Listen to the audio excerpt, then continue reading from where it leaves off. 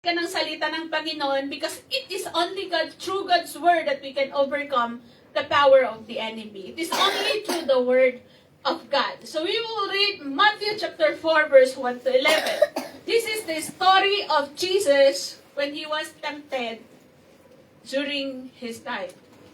Then Jesus was led by the Spirit into the wilderness to be tempted by the devil. And when he had fasted 40 days, so nag-fasting siya ng 40 days and 40 nights. Afterward, he was hungry. So, ibig sabihin, Jesus that time is just like us. Nagutom siya. And I'm sure he's also thirsty. Now, when the tempter came, which is Satan, na nandito ngayon, hallelujah, if you are the Son of God, sabi niya, if you are the Son of God, command that this stone become a bread. But he answered and said, it is written, man shall not live by bread alone, but by every word that proceeded that from the mouth of God. So number one that we are battling, we need, ang battle actually nag-uumpisa sa mga isipan natin. Kapag ka ang isip mo ay sumusuko na, sumusunod na yung katawan mo. Kapag ang isip mo is, sabi niya, ay, mag-break na ako dito. Ay, ayoko na dito ng amo ko, napagod na ako. Once na sinabi mong napagod ka na, automatic yung energy ng buong katawan mo, ding, zero. Amen? So that is why it is very important that we need to renew our mind. We need to have that new mind of Christ. And sabi ng Bible, faith cometh from hearing and hearing the word of God. So, habang nakikinig ka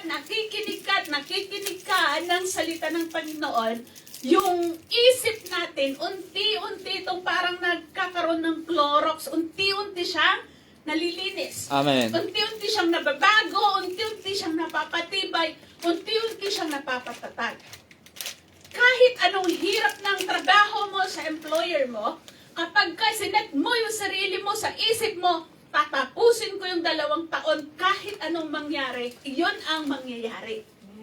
But pag dumating na yung moment na gusto ko nang umuwi, yung moment na sinabi mong gusto mo nang umuwi, lahat ng energy, negative reason, lahat yun ay isasaksak sa utak natin. True. Amen. Amen? So that is the reason, that's how this battle starts in your little mind. And where the enemy, kakausapin ka kagaya ng ginawa niya kay Jesus, ganon din hanggang ngayon. Ganon din yung way ni Satan. Kinausap niya si Jesus, sabi niya, if you are the Son of God, gutom siya eh.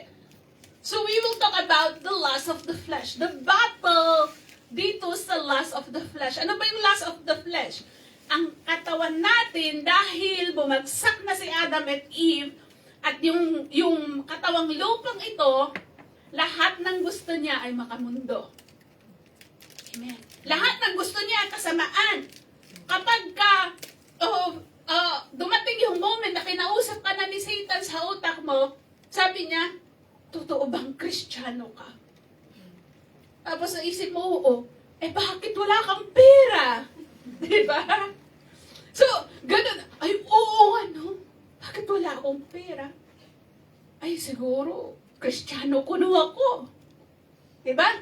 Pero sabi niya dito, Jesus overcome the enemy by understanding the word of God. Alam niya yung salita ng Panginoon. Sabi niya, it is written, men shall not live by bread alone. Gutom mo ko. Ito daw ba ito gawin kong tinapay? Pero sabi niya, hindi lang sa tinapay na bubuhay ang tao. So, ibig sabihin pala, ang buhay mo pagka ikaw ay anak ng Panginoon, merong dalawa na kailangan mong pakainin. Our physical body and our spiritual man. And kapag ka hindi na kumakain yung spiritual life natin, yung spirit natin, hindi na nakakaparinig ng magandang balita, hindi na nakakaparinig ng salita ng Panginoon, ang kukutol or nanghihina. So kapag ka nanghihina, talong-talo siya ng laman. Nakaangat yung kagustuhan ng laman. Gusto ng laman, matulog ka na lang, huwag ka nang magsimba. Gusto ng laman is mag-relax ka na lang dito. Doon ka na lang sa labas. Pero ang gusto ng Spirit ay makinig ng salita ng Panginoon. Amen. Amen? Ang gusto ng Spirit is mapatibay. So there is, until this very moment, we Christians are struggling in our flesh. Itong tinatawag na lust of the flesh. That when the enemy tinempt si Jesus sa kanyang pangangailangan ng kanyang katawan kasi gutom na gutom siya, he says, he quoted the word of God. And if you know the word of God, talong-talong kaway sa'yo. And then next is the pride of life. Verse 5, then the devil took him up into the holy city, set him in the pinnacle of the temple, and said to him, you are the Son of God. Throw yourself down. For it is written, again next, for it is written, he shall give angels charge over you. In their hands they shall bear you up, lest you dash your foot against stone. Jesus said again to him, it is written, you shall not tempt the Lord your God. Hallelujah. Next temptation or next battle na kailangan nating paglabanan is the battle ng mga pride natin. Hallelujah. Say fried chicken. Pride. Hallelujah. Kung mapapansin natin, sabi ng Satan kay Jesus, if you worship me, I will give you this. Pinakita niya yung temples, yung mga pinnacles, yung buong mundo. Siguro dinala niya sa pinakamataas na bahagi ng Israel ng that time. And pinakita niya yung kayamanan ng mundo. And he says, all of this I will give to you. My question is, do you think Jesus could able to give him? Yes, of course. Kayang ibigay ni Satan yun. Bakit? Don't you know that this world is the kingdom of Satan? Yung mundo na kinabubuhayan natin is the kingdom of Satan. That is the reason na kapag pumasok ka into the new man journey, into the new creation journey, into journey ng pagiging Kristiyano, you are now living into a strange world and you are now a foreigner of this land. Amen? That is the reason the enemy want to strike you. Gusto niyang nakawin ka, gusto niyang sirain ka. Kasi hindi ka na taga-mundo, taga-langit tayo. Di ba na mahirapan ka dito sa buhay na to, basta wag ka lang mawala sa second life. Because that life is eternal. This life is temporary. What matters most is the second life. Because yung second life na yon, that is forever and ever. Amen. Ang paghirap na yun lang. So sabi niya dito, it is written, you shall not worship, you shall not tempt the Lord your God. Imagine. Jesus know that when He will die on that cross, He will be resurrected. And when He resurrected, He will own the world. Pero sabi natin, pero bakit? Kahit namatay na siya, nag-resurrect, pero si Satan pa rin ang hari ng mundo. Bakit hindi siya? Dahil merong ikalawang pagdating si Jesus when He will reign on the world. Amen. Darating siya sa ikalawang second coming niya. In His second coming, He will be a King of Kings and Lord of Lords, and the enemy will be bound. And He will reign. At lahat ng hindi Christian ay mapupunta kung saan sila nararapat. And the Christians, mga Kristiyano, bababa, and we will reign together with our Lord Jesus Christ. That is the second life. Amen. Hallelujah. At sabi niya, the enemy knows it, pero gusto niyang mag-shortcut. Kapag ka nag-shortcut ka, sigurado palpak yung daan mo. Amen? Walang shortcut sa mundo. Kahit si Satan, gusto niyang ipakita yung shortcut to. Yung shortcut to, hindi mo na kailangan mamatay sa krus. Ibibigay ko na sa iyo yung mundo na to. But Jesus know the plan of God. Amen. Next is, sabi niya, again the devil took him into an exceedingly high mountain and showed him all the kingdom of the world and their glory. And he said to him, all these things I will give to you, if you will fall down and worship me. Then Jesus said to him, away from me, Satan, for it is written, you shall not worship the Lord your God. You shall worship the Lord your God, and Him only you shall serve. Hallelujah. Imagine mo, He's promising the wealth of the world, the glory of the world. The third temptation that we are struggling and battling right now is the temptation of wealth, fame, and glory. Amen. Ang Diyos ng mundo ay pera. Kwarta, hallelujah. At iyon ang pinakamahirap ma-overcome. Lalo na pag walang pera. Di ba malungkot? Pero pag may pera, di ba ang saya? Yes.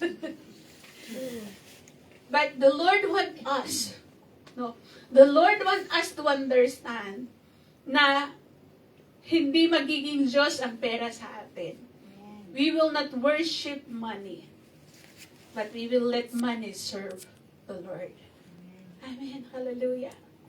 Sa paglilingkod natin sa Panginoon, these are the 3 battles that we need to win first in our mind. Hindi ka mandirigma na meron kang paltog or baril na babarilin mo yung kalaban mo. Mas mahirap ito maganap na panalo mo na. You already win that battle in your mind through the Word of God. Amen. For example, nahihirapan ka. And then here comes hirap na hirap ka na ngayon. In your mind, you will say, it's fine. Dahil alam ko na hindi habang buhay ganito. Now, I am just writing my good story. Kasi boring ang kwento mo kapag nag-successful ka. Tapos ang ikwento mo, puro success, walang mai-inspired. Amen? Kapag mayroon ka ng napakabait na amo, at hindi mo naranasan ang pangit na employer, hindi ka nakaka-encourage kapag ka nag-testimony ka dito, ay puro kabutihan at tagumpay ang sinasabi mo na walang struggle. Ibig sabihin, those moments that you're struggling are just a part of your journey. You are just writing your success story. And you will be more inspiring. You will encourage others. Kapag ikaw tumayo dito, sabihin mo dati, ganito. Dati, noodles lang kinakain ko. Dati, alauna ko natutulog. Pero ngayon, the Lord bless me. Anli tulog na ngayon.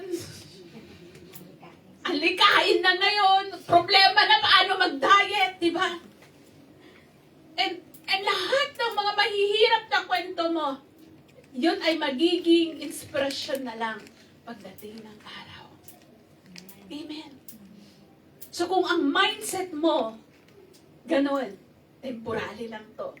Kahit mahirap, walang pagko-complain sa utak, positive ang nakikita mo dahil meron kang nakikitang bukas. Merong ipinangako ang Diyos sa atin. So we will go to the next. Hallelujah. Through worship and prayer. Kanina nag-worship tayo, nag-pray tayo. And it is a way on how to defeat the enemy. Kasi ang gusto ni Satan, siya ang ma-worship. Pero kapag nag-worship ka kay Lord, nalulungkot siya.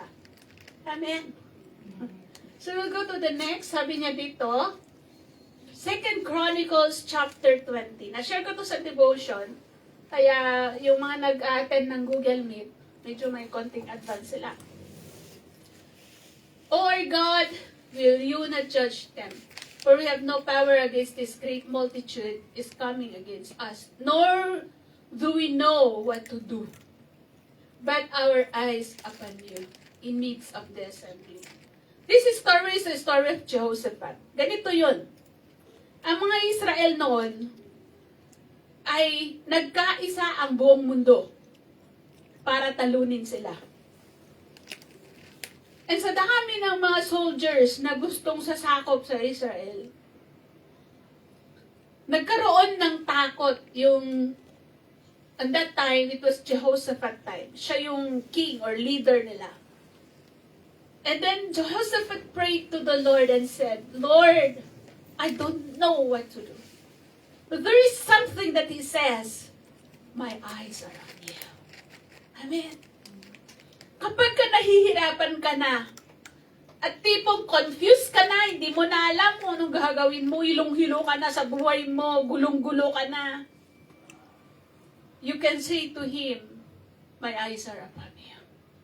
You can look to him and say, Lord, my eyes are on you. Amen. Para pang si Peter nung naglalakad siya sa tubig. Jesus said, come Peter. When he's walking at the sea, ang instruction ni Jesus sa kanya is, don't look around, look at me. So habang nakatingin siya kay Jesus, hindi siya lumulubog. He's walking at the top of the water. But then when he was distracted, tumingin siya sa left and right, lumubog siya. The moment that you look your faith to me, as your pastor, toink! Si pastora ganito. Si pastora ganito magsalita. Si pastora ganito. Lahat magkikita mo, pangit. Pag tumingin ka sa katabi mo, sigurado babagsak ang pananampalataya mo. Amen. But in our faith, we need to look unto Jesus. Sa hirap, sa mga struggle, sa mga problema, siya lang ang solusyon. Siya lang ang nakakaalam. He is the God who goes ahead of you, and He is the God who goes behind you. And He is the God that is with you today. Amen. Hallelujah. And listen, all of you Judah and inhabitants of Jerusalem and King Jehoshaphat. Thus says the Lord, do not be afraid nor be dismayed for this great multitude. For the battle is not mine, it's the Lord. Amen. Amen. The battle that you are facing today is no longer your battle. You are a child of God, and that battle is Him. Amen. Meron kang judge, meron kang lawyer, and meron kang sa Supreme Court ng mundo. He is the supreme judge. Amen. And He is fighting for you. Lahat ng battle na pinagdadaanan mo sa utak mo, just don't allow your mind to belittle your identity. Because you have a God who is fighting for you in all the battle of life. The battle's not yours, but it's God. You will not need to fight this battle, sabi ni Lord. Pakibalik. You will not. Pakibalik. Okay. You will not need to fight this battle. Position yourself, stand still. Position yourself, relax, chillax, rest, be peaceful. Don't worry, don't be dismayed. Amen. She's not healing. Yung kapayapaan, si Lord lang nagbibigay. At hindi yan ibibigay ng mundo. Yung kapayapaan na ibigay ng mundo ay sandali lamang. Tapos mamamaya, maguguluhan ka na naman. Pero yung kapayapaan na galing sa Kanya, iyon yung kapayapaan na kahit anong sitwasyon, ramdam mo yan. Position yourself to your identity as His child. Be still, rest, for the battle is the Lord. Do not be dismayed tomorrow. Tomorrow, go out against them, and the Lord is with you. Don't you know that even in the darkest moment of your life, He is with you? He never leave you nor forsake you, even to the end of the world. Amen. You will never be alone again when you enter into a new identity, being a child of God, being His new creation, being a Christian. You will never be alone on this journey. He is with you and He will fight for you. Next. Hallelujah. Sabi niya dito, and Jehoshaphat bowed his head and with his face to the ground. And all Judah and inhabitants of Jerusalem bow before the Lord worshiping the Lord. Naranasan niyo na ba yung moment na bigat ka na? Then lumuhod ka kay Lord, iniyak mo na lahat. Alam mo ba na gustong-gusto ng Panginoon yan? When you will cry just like a little baby and cry to your Father and say, Lord, I need your strength. He's so much amazed and He is so much pleasure na yakapin ka ng bawat luha, ang bawat patak ng luha na pumatak dahil nananalangin ka. Lahat yun ay hindi nasasayang. Ibabalik niya na pagpapala sa buhay mo at sa pamilya mo. Amen. So we will see verse 21. They praise the Lord and they give thanks to the Lord.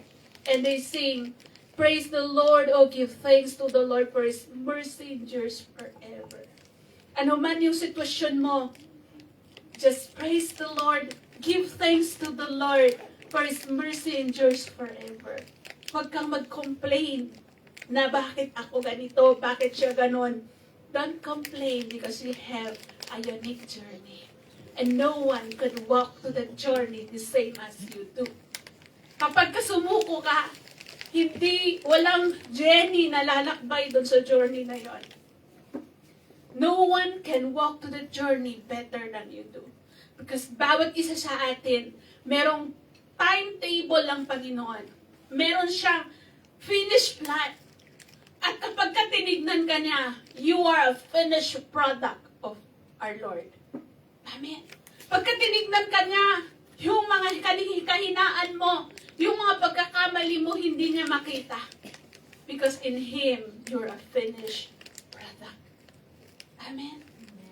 And you are still under process. Next, hallelujah. When Joseph and his people came to take away their spoil, they found among them abundance of valuables in dead bodies. Nag-worship sila, mga kapatid. Nag-pray si Jehoshaphat. Nag-worship ang mga anak ng Diyos. He's talking about Jesus. And lahat ng mga sundalo, sila nag-aaway. My goodness. You know, you Ang tingin nila sa mga kaaway, ang tingin nila sa bawat isa, their enemy. So they boom each other. So isuda nagpipinapayda. At the end, nung dumating sina Jehoshaphat at mga anak ni Lord, lahat ang natagpuan nila ay dead bodies with their jewelries we are wearing on them. And on those time, kabasad, when you win a battle, kapag namatay na yung kaaway mo, lahat ng nasa bulsa niya, lahat ng daladala nilang kayamanan, lahat ng mga jewelries nila, iisa-isahin nilang kukunin yon. And then the scripture says, they cannot even, could ever carry away. Hindi na nila kaya buhatin yung mga blessing ng Panginoon. This is our destiny. We are destined to be blessed. Amen. We are destined to be blessed financially. We are destined to be blessed sa lahat ng bagay, sa lahat ng area ng buhay natin. Jehoshaphat just prayed. Look at Jesus. Be still. And realize that the battle's not them, it is the Lord. Then they experience breakthrough. Ngayon, kung may ang pinagdadaanan natin, hinahabol tayo ng mga nakautang sa atin, ang pinagdadaanan natin, hirap na hirap tayong pagtapusin yung mga anak natin. Kapatid, the battle is the Lord. One day, you will be overcome from all the blessing the Lord has bestowed for you. Amen. Mahirap ngayon, pero may pag-asa. Bukas, pagpalain ka ni Lord. Basta, huwag ka lang mawawala. Amen. Next, last, hallelujah. Number 2 pa pala tayo. Naku. Understand your new identity. I will give you 5 scripture for you to hold on as a new believers. And you can write them. Sulat po ninyo sila and i-memorize ninyo dahil kapag dumating yung kaaway at agul-ulbod itapan panunod kayo, these are our armor. Hallelujah. Number 1, Romans chapter 8 verse 15, you are a child of God. That is 100%, no doubt. Sabi niya, for you did not receive the spiritual bondage against the fear, but you received the spirit of adoption, by whom you cry, Abba, Father. Kapatid, yung tinanggap mo when you received Jesus as your Lord and Savior, is that a spirit of bondage. Na kung saan natatakot ka, nag-aalala ka, na-stress ka, nadidepress ka, kapatid, hindi po yon ang identity mo. You're a child of God, and you are a child of God by legal adoption. Yung pagka-adopt mo bilang anak ng Panginoon was paid and sealed by the blood of our Lord Jesus. Now, you enter into a new family. Hindi na yung nanay at tatay mo ang tinuturi mong perfect shadow ng pagmamahal ng Panginoon, but He Himself, your Abba, Father.